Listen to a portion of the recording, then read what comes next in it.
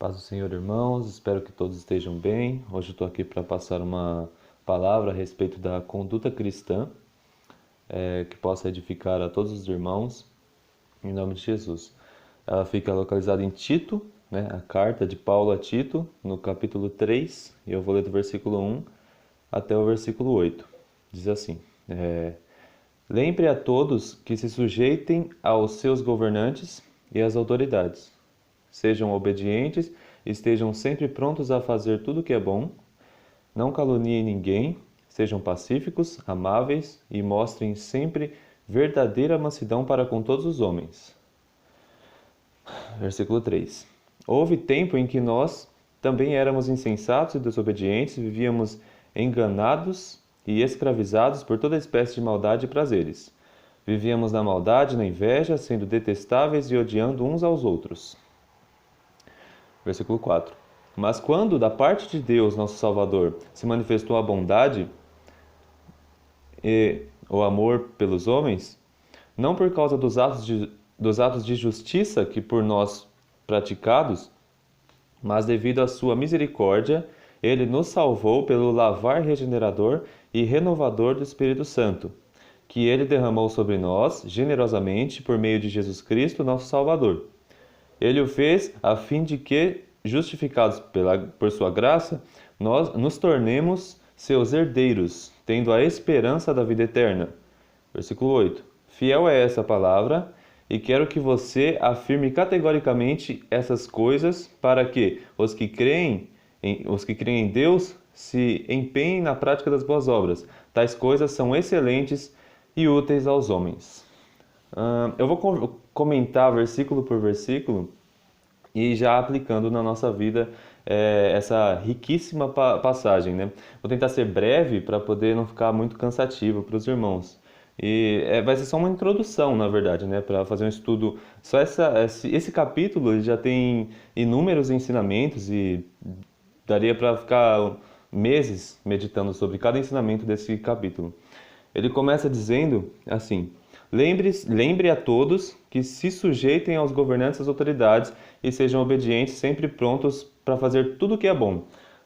Governantes e autoridades seria o Estado, né, o nosso governo, né, o presidente Bolsonaro e todos os seus ministros e deputados, né, para a gente sujeitar a eles como cidadãos de bem, né, sendo obedientes, no caso, não aos homens, mas à lei, né, a lei constituída pelos homens que foi colocada por Deus ali, o próprio governo, o governante, ele foi instituído por Deus e estando prontos para fazer tudo o que é bom, que é fazer as boas obras, né, praticar tudo o que é bom e respeitando e obedecendo toda a lei.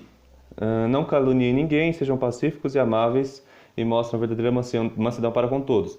E aqui se aplica não só aos nossos irmãos da igreja, mas a todas as pessoas. Aqui fala homens, mas também mulheres e todo tipo de pessoa, de todas as classes sociais, de todos os pensamentos, as ideologias. A gente tem que ser pacíficos e amáveis e sempre mansos, né, para todas as pessoas. Aqui ele dá, no versículo 3, Paulo vai fazer uma alusão à doutrina que em teologia a gente chama de depravação total. Ou seja, que o homem após a queda de Adão e Eva, no caso nossos representantes legais, é totalmente depravado, totalmente corrompido pelo pecado, todas as suas faculdades, seu pensamento, a sua vontade está corrompida pelo pecado, fazendo a gente ficar tendencioso a sempre fazer o mal. Ele diz assim: houve um tempo em que nós, né, todos nós que fazemos parte da Igreja Invisível de Cristo, também éramos insensatos e desobedientes, vivíamos enganados e escravizados, toda espécie de paixões e prazeres, né, toda a nossa vontade, os nossos desejos, todos os nossos prazeres eram contaminados pelo pecado, ou seja, todos desagradando a Deus. Isso é antes de Cristo nos regenerar, antes de crermos em Cristo, Ele nos transformar. Vivíamos na maldade, na inveja, detestáveis e odiando uns aos outros, dando uma imagem terrível do ser humano. E ele fala que, no começo, ele fala, houve um tempo que nós também éramos assim. Ou seja, todas as pessoas do mundo que não creem em Jesus Cristo, que não foram regenerados por Ele, que não foram regenerados por Jesus Cristo, essa pessoa, ela supre, ela cumpre todos esses requisitos aqui de depravação, porque só em Cristo a gente deixa essa natureza pecaminosa, né? Cristo nos gera de novo, nos faz nascer de novo para sermos uma nova criatura. Isso acontece no versículo 4. Mas, quando da parte de Deus, nosso Salvador, se manifestaram a bondade e o amor a todos os homens, né? Pelos homens, por nós, né? Não por causa dos nossos atos de justiça, mas pela sua misericórdia ele nos salvou. Você percebe que não é mérito nosso a nossa salvação. A nossa salvação ela não é conquistada por nós. Na verdade, ela nos dada de graça, por graça e por misericórdia da parte de Deus. Porque Ele é bom, pela bondade dEle somos salvos. E não por obras de justiça, porque eu fui bonzinho, porque eu fiz caridade ou qualquer outra coisa do gênero. Essas coisas são importantes, mas como consequência de uma salvação. Primeiro a gente é salvo, né? A gente é regenerado e selado com o Espírito Santo, para depois a gente ter capacidade, por causa do Espírito Santo dentro de nós, a capacidade de praticar o bem, praticar essas boas obras que ele diz aqui, certo? Mas devido à sua misericórdia, ele nos salvou, ou seja, Cristo na cruz, ele nos salva, de fato, ele nos salva e nos dá a vida eterna. Se ela é eterna, ela não acaba nunca. Ou seja, a nossa salvação ela está sustentada pelo próprio Jesus Cristo, que morreu na cruz e nos salvou. E nós fomos salvos na cruz, Cristo foi crucificado no nosso lugar, morreu no nosso lugar e pagou todos os nossos pecados, nós fomos salvos, nós estamos salvos, né? Hoje, se a gente morrer hoje, você precisa ter certeza que Cristo, Ele te salvou, Ele morreu pelos seus pecados, você não pode ser punido de novo, porque Cristo já foi punido no seu lugar. Isso você tem que ter a convicção disso. E nós seremos salvos, que é quando Cristo volta e resgata a sua igreja. Então, a gente vive com Ele na glória para todo e todo sempre, na alegria, no gozo eterno. Então, fomos salvos, estamos salvos e vamos ser salvos, né? A esperança é de que Cristo volte e nos glorifique o nosso corpo, fazendo semelhante ao dele. Justificados aqui. Derramou sobre nós generosamente por meio de Jesus Cristo.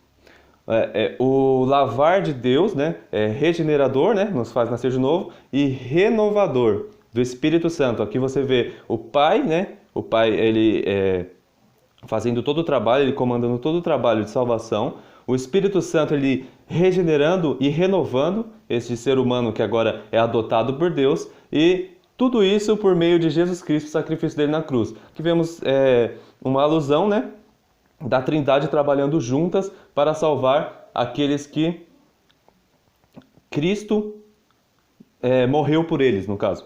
Para salvar todos os seus eleitos, né? O texto não diz aqui sobre os eleitos, mas em outros textos eu poderia citar também Efésios capítulo 2, de 8 a 10, falando sobre os eleitos, os escolhidos de Deus. Esses são os que Cristo vem salvar, o que Deus escolheu para salvar e que o Espírito Santo regenera e renova. Esses são o povo de Deus, a igreja, no caso. Versículo 6, que Ele derramou sobre nós generosamente por meio de Jesus Cristo, nosso Salvador. 7. Ele fez a fim de que... por que Ele nos salva? Por que Ele faz todo esse sacrifício por nós? A fim de que, justificados pela graça, graça é um favor imerecido, é Deus dar aquilo que a gente não merecia, que é a vida eterna e a salvação, né? A salvação daquela condenação que já era certa, se a gente continuasse nessas práticas, né? do versículo 3. A fim de que, justificados pela graça, nos tornemos seus herdeiros, ou seja, somos co-herdeiros com Cristo, herdeiros de quem? Do Pai, ou seja, tudo que é do Pai, do Filho e do Espírito também é nosso, nós fazemos parte da comunhão com Deus, é tão forte, é tão incrível, magnífico, que a gente não consegue nem expressar com palavras, né? Não penetra no nosso coração, a gente não consegue entender, nossa mente é tão limitada que a gente não consegue entender qual é a magnitude dessa herança que Deus nos dá, né? Totalmente de graça, totalmente por misericórdia, porque a gente não merecia, né? Tendo a esperança da vida eterna, é o que eu falei, né? A gente foi salvo por Cristo na cruz, estamos salvos hoje, sendo mantidos por Ele, como 1 João 5 vai nos falar, e seremos salvos, temos a esperança de ser salvos no futuro também, que é quando Cristo nos vem resgatar, nos buscar, né? Versículo 8. Fiel é essa palavra e quero que você afirme, no caso, era Timóteo para afirmar a igreja. Então, eu também estou afirmando a igreja, né? Assim como Timóteo fez, todas essas boas notícias, né? Evangelho significa boas notícias. Essas boas notícias é que Cristo morreu por nós e nós somos salvos e temos a esperança da vida eterna de morar com Cristo no futuro, mas já nesse momento a gente pode ter a certeza de que Cristo nos sustenta, Cristo nos protege, nos livra de todo mal, principalmente de perder aquilo que é mais valioso, a nossa salvação, a nossa vida eterna. Está tudo nas mãos de Cristo. O que nós fazemos é o que o Espírito Santo nos capacita a fazer, ou seja, as boas obras que ele vai falar agora. Versículo 8. Fiel a essa palavra, eu quero que você afirme categoricamente essas coisas, para que os que creem, no caso você, crê em Jesus Cristo, né? Crê em Deus, se empenhem na prática das boas obras, ou seja, tudo que Cristo fez na cruz, tudo que ele fez para te salvar, todo o sacrifício que ele fez, toda a glória, todo o mérito é para ele. E agora que você já tem tudo isso dado de graça, o que você faz em consequência disso? As boas obras. Tudo de bom que você faz é consequência da salvação que Cristo te deu de graça, entendeu? Nós, por nós mesmos, a gente só quer fazer o mal, a gente tem a natureza ainda de Adão brigando dentro da gente, querendo sempre fazer o mal, mas o Espírito Santo dentro de nós nos capacita a sempre fazer o bem, praticar essas boas obras, se empenhar nelas, porque isso é agradável a Deus, a gente faz com alegria, não é uma obrigação que a gente faz com pesar, com tristeza, não é com alegria, porque Cristo nos deu tudo e a gente só tem a agradecer a Ele. Por isso ele diz no finalzinho do versículo 8, tais coisas são excelentes e úteis aos homens, ou a todos nós. As boas obras e saber, entender que tudo que Cristo fez por você foi por amor, foi por bondade, foi por misericórdia, e é tudo por Ele, tudo para Ele, toda a glória, toda a honra, é tudo para Ele, a gente não merecia, é tudo por graça, a graça seria o favor, aquilo que a gente não merecia, Ele nos entrega, e a misericórdia não nos dá o que a gente merecia. Que, infelizmente, praticando as coisas do versículo 3, a gente já estava a caminho do inferno, mas Cristo veio e nos resgatou e nos trouxe para a família dele, para a família de Deus. Toda a honra, toda a glória a Ele por isso.